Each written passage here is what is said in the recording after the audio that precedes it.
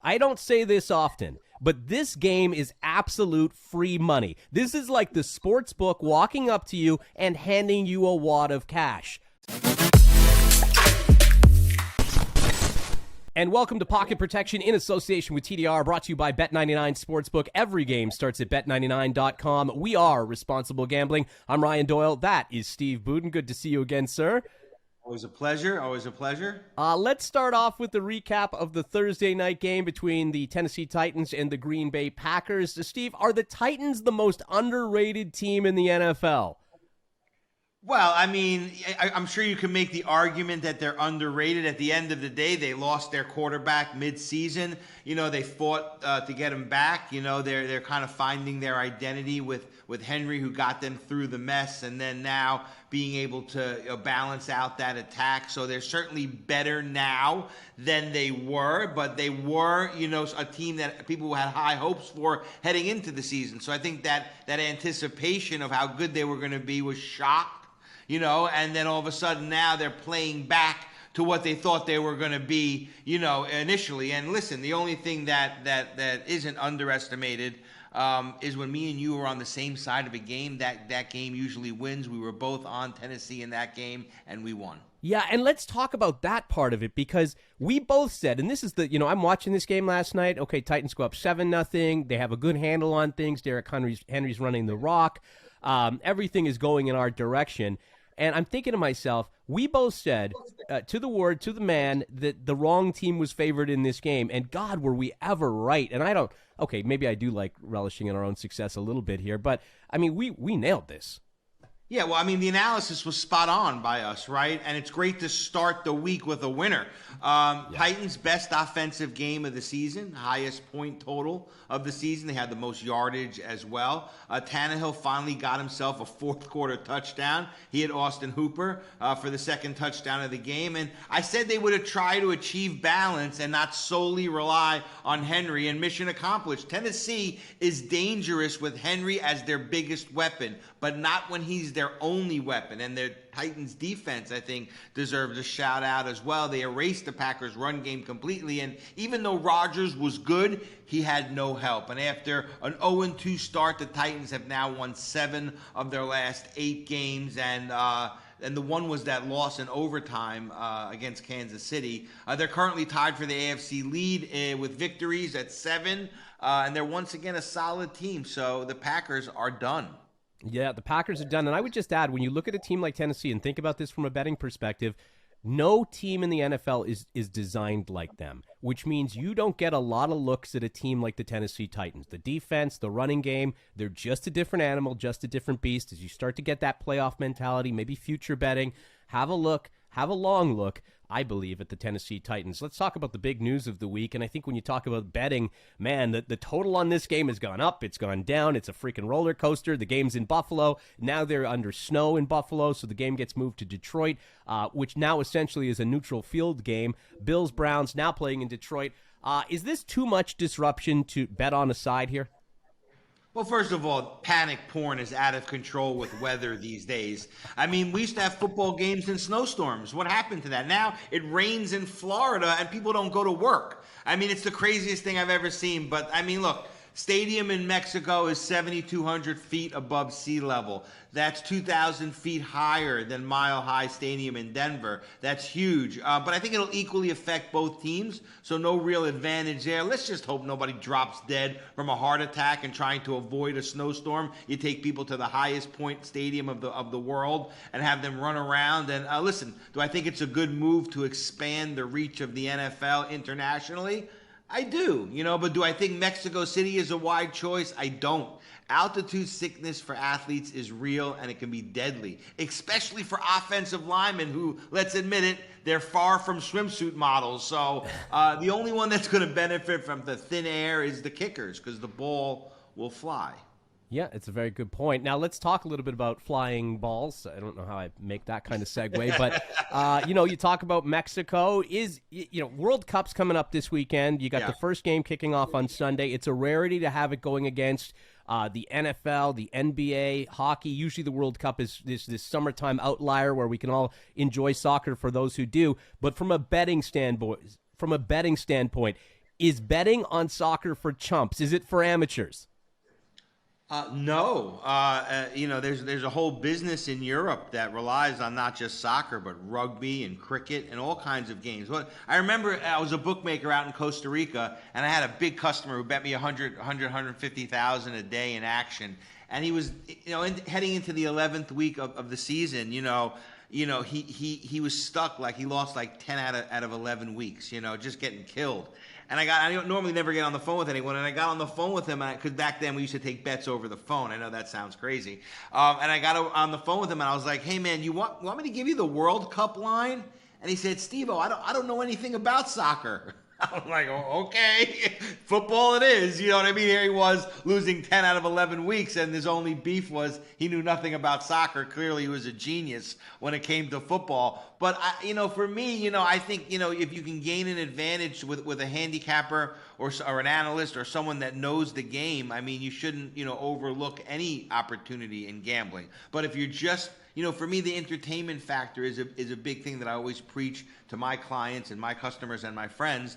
And I always tell them that at the end of the day, if you're getting some entertainment value out of it, and that can juxtapose the money that you potentially may lose on that game, that you can possibly justify sitting on the couch for 2.5 hours and getting excitement that a movie could never give you. But if you're just betting some random thing that you're not going to watch anyway, I think that ventures into degeneratism. Yeah, it's interesting because there was a big story making the rounds on the internet, and I want to tell everybody the story is false. It came from a sort of a fake news website that the Ecuadorian team had been paid by the people of Qatar, that's the host nation, to basically, dog the entire first game and lose 1-0 to throw the game. That story is not true. I think there was something like $7.5 million per player that Qatar was offering. But those are stories that kind of give gambling a bad name, and you have to do your research on it and make sure, because I do actually like Ecuador in that first game. Steve, on the side, I'm a bit of a soccer handicapper. Okay, go ahead. Let's hear it. I like Ecuador. I think they've got some strong players. They've got a great guy who plays defense, left back for them. He plays in the English Premier League. They've got one guy who's a striker. He plays in the Turkish league for a team called Fenerbahce. He's been on fire. I think he scored 11 goals in the last 10 games that he's played in. So watch for Ecuador in that A group to advance and to make some people, I think, a little uncomfortable when it comes to what they've got in front of them. How's that? The only thing I know about Ecuador is they have beautiful women, and I hope that's not offensive to anyone outside of Ecuador. But other than that, I've got no opinion. I'm glad to ride with you on this one. All right, fair enough. Steve and I are on Ecuador for those scoring at home. When we come back, the other football. We'll talk about the full slate of NFL games. Man, there is a lot to dissect. The games to watch for, the games to throw out. Those are all coming up as Pocket Protection continues. As a world champion, when I walked out of the tunnel, I knew I prepared to win. I still do today.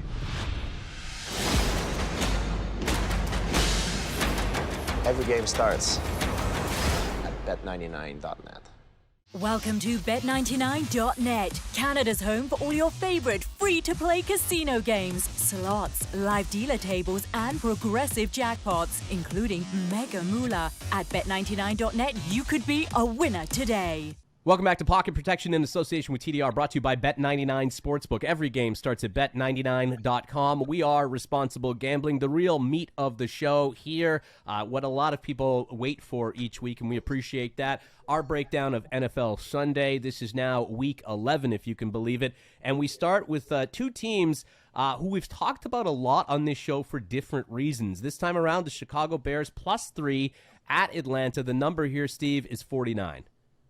Well, you were the first to jump on the Bears 4 weeks ago and point out that they're a team that continues to evolve on offense. You liked quarterback Justin Fields, and you were right. He continues to develop. Their offense now looks dynamic. They're gelling on a whole new level. Problem for the Bears come when they give up 21 points in the fourth quarter, right? But when you trade away all your defensive impact players, that kind of stuff is going to happen. So they need to now rebuild their defense to make it be on par with their offense. Bears are on a 3-game losing streak, but in those 3 games, their offense averaged over 380 yards per game. That's 50 yards better than their season average. So gamblers have finally caught up to the Falcons after that 6-0 ATS start, and just in time for Atlanta to drop its last 4 at the betting window. The bottom line for me is that this is a great opportunity for the Falcons to right their ship. I'm going to take Atlanta here. It's not my favorite game, but I do give the Falcons a small edge. Okay, we're on opposite sides to start. That's an interesting sign on a broadcast. I like it. Yeah. The Falcons, I like them because they were the cover team. They were sort of the cover darling to start the season. Well, that really went south quick, further south than Atlanta. They failed to cover in their last 4 games after ripping off about 6 to start the season. I think Justin Fields elevates the Bears here. I like the Bears plus the points. I like the Bears on the money line. I'm going to give you a couple of bonus plays here as well. I think the totals in the Bears games have been steadily rising because the offense have caught on. The defense has collapsed, as you mentioned. I think Atlanta's defense is also kind of poor, to be honest with you. 3 straight Chicago games have gone over the total. Both defenses rank among the league's worst, and I'm going to throw another one. So I'm over 49. I'm on the Bears twice, and I like Justin Fields as an anytime TD scorer at plus 100 as a prop bet in this game. So as you can tell, I am all over the Chicago Bears, the monsters of the Midway, taking their I knew trips you'd like the Bears. I knew you'd like the Bears in this one. But anyway, impressive geographical knowledge for someone from Canada. So thumbs up on that one. Hey, man, I've been to Hartsfield Airport more times than I care to admit. Buffalo, -7 versus the Cleveland Browns. The total here is 50. Yeah, and I'm sorry, Browns fans, but Buffalo's about to bounce back, and there's nothing you can do about it. I don't care where you're playing them. You can play them in Cleveland, in Buffalo, or in a playground in Akron. It just won't matter. The Bills blew a 17-point second-half lead last week. They simply choked. Josh Allen was a little banged up, and don't discount that. But don't be fooled into thinking that all of a sudden these Bills, they're just an ordinary team. They're not. The ordinary team is actually on the other side of the ball, and they're called the Cleveland Browns. If this game was 3 weeks ago, the line would be 14, and that's the right line. The Browns have lost 5 out of 6. They give up 28 points per game, and make no mistake about it, they are not a good team. Bottom line, Buffalo wins this one by double digits, so give me the Bills minus the points. Yeah, I'm with you. I mean, what else can be said about the Bills' loss to the Vikings last week? It was ugly. Yeah, there are holes in Buffalo's team, and those holes get exposed by quality opponents. The Cleveland Browns are not a quality opponent. They've got problems. They're 1-5 straight up, 2-4 against the spread in their last 6. Haven't won on the road since week 1. Since week 1, they're coming off a beatdown against the Dolphins, 39-17 last week. To make matters worse, they're 1-10 against the spread under Stefanski when coming off a road loss. The Bills are going to be looking for blood in this one. The fact they get to play in a decent condition, I think that's going to work for them, and I think the Bills are going to start to get on a roll all over again. They've read the press. I don't think they're going to like the fact they're being laughed at. Give me the Bills minus the 7.5 points. Let's talk about the Washington Commanders, shall we? Minus the 3 points at Houston. Total here is 41. Well, I was on them too again last week, and well, my friends, what a difference one game can make, right? Washington goes into Philly on Monday night. They're an 11-point underdog, and they got off to a slow start, right? They spotted Philadelphia a touchdown after the turnover, and then they wound up shocking the undefeated Eagles in a 32-21 win. Now, all of a sudden, Washington finds itself very much in the playoff picture, and we call that Uncle Mo, or momentum. I'm taking Washington here with that momentum minus the points. I always loved going to Uncle Mo's house. He was always just a good guy. I'm with him. I'm paying him another visit this weekend. Safe to say the Commanders have fully recovered from that 1-4 start. They've climbed back to that 500 mark after a big win, as Steve mentioned, 32-21 on the road as an 11-point dog. Their defense really has been one of the key factors that gets overlooked when it comes to the whole Carson Wentz debate. Taylor Heineke, who's the better quarterback? I think we know the answer to that question. They limited the Eagles to 265 yards, 265 total. The Texans, they're a stumbling team, man. Lost 4 of their consecutive games due to the lack of offense. Defense isn't that much better. I think when you look at the run game, that's the one highlight for the Texans. In Dameon Pierce, he's having a standout season. But at the same time, the Commanders' rush defense ranks 12th in the NFL. They've been phenomenal. So if they can stop the run, they get the W, and I think they get the W in a handy way here against the Houston Texans. So give me the Washington Commanders to keep the run going. And Uncle Mo, he'll keep his streak intact. Philadelphia -6 at the Colts, 45 the total here. Well, you know, Ryan, gamblers have short-term memories, and it really hurts them when it comes to trying to win at this game. For me, look, there's good reason for concern in Philly. Their run stopper, Jordan Davis, is still out. The rush defense looks bad. Indy likes to be a run-heavy offense when they can. Jonathan Taylor picked up 147 yards rushing versus the Raiders in Vegas. Matt Ryan is back in the saddle. That's good news for the Colts. The Indy defense has really been solid all season, even against Mahomes and the Chiefs, but this game was 8, and that line scared gamblers after last week, and it was bet down to 6.5. I think at this line at 6.5, I'd actually take the Eagles here. I think that line of 8 was really the right line. Too much credit we're giving to Indy, and we're also putting too much weight in last week's performance by the Eagles. 6.5 is a good line. I'm going to lay it. If you can put your hand up to your ear and listen closely, you can hear the Philly hype train about to come off the tracks, because I'm on the other side of this completely. All right, okay. Sometimes when good teams get exposed, the blueprint's been written, how to beat them, right? I mean, it does happen. I think the Commanders built that map. We saw it even in the first half against the Houston Texans 2 weeks ago. I expect the Colts to follow suit here. As you mentioned, stellar defense capable of containing the Eagles' offense. Phillies runs more than most teams, but you know what? The Colts are limiting their opponents to 110 rushing yards a game. You mentioned it. Matt Ryan has been clicking. 70% of his pass attempts have been completed in 3 consecutive games. And you, again, Steve, it's like we're sharing notes, but we're on opposite sides. Jonathan Taylor has woken up. He had the best game of the season for him last weekend, 147 rushing yards. And if there's one area where the Eagles get exploited, it's their run defense. They're 20th against the run. I see what you're saying with the 6 versus the 8. I would have loved to have been on the 8 as opposed to 6. I still think that there might be an upset here. This game for me is about 3 or 4 points, so I'm going to take the extra 2, and I'm going to hop on the Colts at home because I think they might have something cooking under a new head coach. You never know. That's why we play the games. Let's talk about the New England Patriots versus the Jets. The Patriots are -3. The total here, 38. And I think I need to say this again because Jet fans just really need to hear it. Guys, forget it. The Patriots own you. It's been a few weeks now since you played the last time, and didn't Belichick just remind everyone that he never loses to the Jets? And look, the 22-17 win at MetLife wasn't a beatdown, but it was Belichick's 13th straight game over Gang Green. And to me, the Patriots now are well-rested. They're ready for a run. It was at this point last year when they made that mid-season run. They won and they covered 7 in a row. For New England, as always, it's always going to be about the defense. And the last time they faced Zach Wilson, the Patriots D forced 3 picks. And look, the bottom line, man, until something changes in this series, I'm going to keep betting New England. It's been working for the past 5 years. Patriots 8-2 versus the line in the last 10. I'm taking New England here. Nothing changes. Everything is the same. New England minus the points. Yeah, listen, I don't say this often, and I think you're on the right side here. But what I don't say often is I think this line is correct. And, you know, as gamblers, we have to actually recognize that sometimes where the public has massaged the line might be the point it actually ends at the end of the game. Mac Jones, Zach Wilson, that to me is a divisional stalemate. Patriots do have a number of players that were on the injury list as of Thursday. Whether they bounce back and clear by Sunday is yet to be seen. Belichick, as you mentioned, master of ruining young QBs. He did it last time against Wilson. Wilson unraveled with 3 interceptions last time around. I think the game might be a little tighter. The Pats win this game, but I think they win by 3. So I'm a pass on that game. But I think there is something to be said when you look at a line, or if you've done the lines like I do ahead of time. If it matches, that might not be a game you want to play.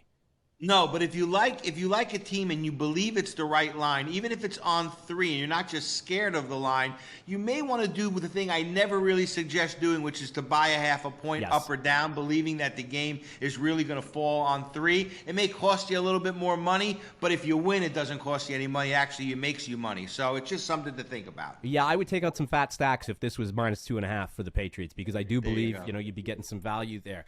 Giants -3 versus the Detroit Lions. The total here, 46. Yeah, I mean, Detroit narrowly escaped last week doing their best. David Blaine coming back from 14 points down in the fourth quarter. Almost impossible, but Detroit quarterback Jared Goff, less than magical. I mean, he's 4-4 touchdown to interception ratio. He's been sacked 10 times in the past 5 games. Giants now 7-2 straight up and against the points. Their running back Barkley, 931 yards rushing already, 6 touchdown runs, 29 catches, 2 touchdown receptions, and quarterback Daniel Jones, if nothing else, he's playing within himself. 66% completions, 8-2 touchdown to interception ratio. He's actually rushed for another 387 yards. That's 5.6 yards per carry. And he's got 3 touchdowns running the ball. Barkley's coming off a 152-yard performance with a touchdown, and he now faces a Detroit defense that ranks last in the league in total defense and points allowed. So I'm going to take the Giants here, Big Blue, minus the points. Yeah, I could bore you with telling you that the Giants have some cluster injuries at wide receiver. They do. I just don't think it's going to matter. What Steve said, Saquon Barkley against the second worst rush defense in the league. Do the math. Your kids could do the math. The Giants win this game and probably cover not only 3, but probably 7 or 8 points here. So give me the G-Man on that as well. Dallas -1 at Minnesota. The total here, 47, Steve. Yeah, I'm putting my head down. What's going on? Little bit of shame. I mean, okay, so maybe Minnesota is good, and maybe I was too quick on every show in the last 3 weeks to call them a fake. But they can't continue to pull these games out every week. It just can't be. So am I willing to give Dak Prescott another shot? I am. Remember, the Vikes beat a sore-armed Josh Allen in Buffalo last week and barely survived a bunch of really close games. So, okay. One more time, I'm going to go against Minnie. But if they win, Ryan, don't put them on the schedule next week. I'm done with them. You're done talking about them. I love that. You have to go back, though, and figure out how Minnesota won that game against Buffalo. It took a lot of luck. It took, Josh Allen fumbling the ball on the one and them scoring a touchdown. It took the Bills tying the game and then throwing an interception in overtime. I mean, there were a lot of different factors. They've got horseshoes up there, when it comes to the Viking. And odds makers opened this game up as the Cowboys being 2-point favorites. That tells you something. There's an expectation that the Cowboys will bounce back and the Vikings will be in letdown mode after a comeback win. I think Dalvin Cook needs to be contained in this game. There's no doubt about it, but give me the better defense. Give me the Dallas Cowboys to bounce back and revert and have the Minnesota Vikings finally fall back to earth and perhaps put a smile on Steve's face at some point in time. Cincinnati, the Bengals, -4 at Pittsburgh. The total here, 41. I mean, so last week there was a late surge of money that pushed the Steelers, right, into becoming small favorites against the Saints. And that late surge of money turned out to be sharp because they were right. Steelers delivered over the Saints. The Steelers 13-4 against the spread as a home team, but Cincinnati has covered the spread in 6 of their last 7 games, and they're coming off a bye, so they're well rested, and they're just a better team than the Steelers. There's some value here in the line as the Steelers are coming off an impressive win, but they only score about 16 points a game, and that worked last week against the Saints. It won't work this week, so give me Cincinnati, the Bungles, minus the points. Yeah, I'm going to go back to what I said about the Jets and the Pats here. This is a divisional game. You've got a line that's over the number of 3. I tend to think this is going to be probably close and gritty and dirty and just everything that this division is when we talk about the AFC North. So for me, it's a pass. I lean towards the Bengals, but not comfortable enough to put my money on it. So game is a pass for me. This game, however, I don't say this often, but this game is absolute free money. This is like the sports book walking up to you and handing you a wad of cash. Las Vegas Raiders +3 at Denver. The total here, Steve, 41.5. Man, I hope we're on the same side after that speech, but here we go anyway. Last time Josh McDaniels showed up in Denver as a head coach, he was about to get fired by the Broncos. That was back in 2010. Ironically, he's probably in the same position right now with the Raiders. The Raiders family looks more dysfunctional than Honey Boo Boos. But they've been able to bully these Broncos who can't cope with that Vegas physicality. And I don't know about you, but I've seen enough of the Russell Wilson offense to not trust Denver. So I'm going to go with Vegas here plus the points. All right, here's the deal. I don't think, you just repeat after me week after week, the Denver Broncos don't deserve to be favored over any team. Not any team. I don't care if the Georgia Bulldogs want to come and line up, and I know that's a stupid argument most of the time. I just don't think Denver deserves to be favored as long as Nathaniel Hackett's the coach. Raiders have been competitive for the most part. 6 of 7 losses coming by 1 score. I'm tired of telling our audience that Denver has the second best defense in the league. It doesn't matter if you can't score. And the Broncos team couldn't get into the red zone against the Titans the entire game last week. They were stuck with 3 and outs. The Titans Titans were missing 4 of their defensive starters. The Broncos don't deserve to be favored against anybody. And one other thing I'd add to this, Derek Carr was pretty emotional, called out his team following that loss. I expect them to rally big. This is the free money game of the week for me. I never say it. I'm going to say it on this one. Stick my neck out there. We're on the same side with the Las Vegas Raiders. Kansas City Chiefs -6 at the Chargers. 50 is the total.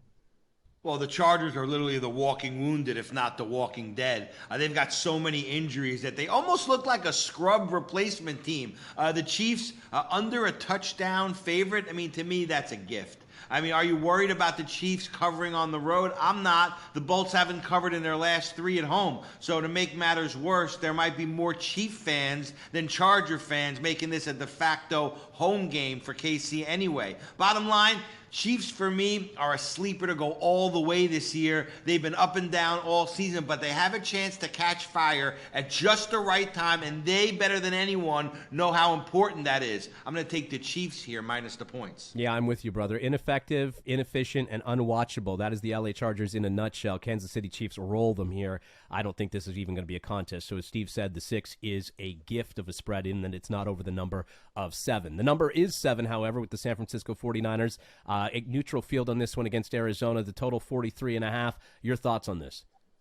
So the Cardinals played their most balanced and complete game of the season last week with backup Colt McCoy. He was steady, and the team under his leadership was drama-free, and they're playing their best ball right now. The one thing I don't discount is that it was a whole lot easier for Arizona last week without having to face Matthew Stafford. But it was Arizona's 11th win in its last 14 games on the road. That's the best in the NFL. So is Mexico considered a road game? It sure is. The Cards' problem this week is they're running into a much healthier 49ers after a rest week, and that's going to be the problem for Zona. No excuses now for Jimmy G. He's got all hands on deck, and everybody's up to speed. The last 2 times the Niners have been this healthy for a stretch run, Jimmy G steered them deep into the postseason. I think he can do it again, but it all starts with this game against Zona. This is actually a really big game for the 49ers. I think they come in ready. I think they come in pumped up. I'm going to take the 49ers here minus the points. Yeah, scary, but I'm going to end in unison with you here. A couple of games in a row, which is a good thing. We got some momentum going. I like the Niners. Jimmy G's a stud. He wins over 70% of his games. The players like him. I saw him at a basketball game the other day. The cheerleaders all came over. His teammates are looking like, hey, Jimmy G, look, he's the model. He just powers a locker room. I like this team to not only make a deep playoff run, they may be in the bowl. When we talk about who we're looking at on that NFC side of things, I really like this 49ers team. So for me, it's the San Francisco 49ers -7 over the Arizona Cardinals in what I think might be a breeze. When you got McCaffrey clicking, when you've got Deebo Samuel clicking, and that defense, there's a lot to like about this San Francisco team. Steve, a lot of unison here today. I'm digging it. Well, there are a lot of unison, but we also had a few key games that we were against each other. So there will be a winner at the end of this week, but that's just a weekly winner. And we all know it's only important what you do with your bankroll the entire season. 100%. Steve Budin, always a pleasure. Thank you, sir. You got it, my brother. That is Pocket Protection in association with TDR, brought to you by Bet99 Sportsbook. Every game starts at Bet99.com. We are responsible gambling.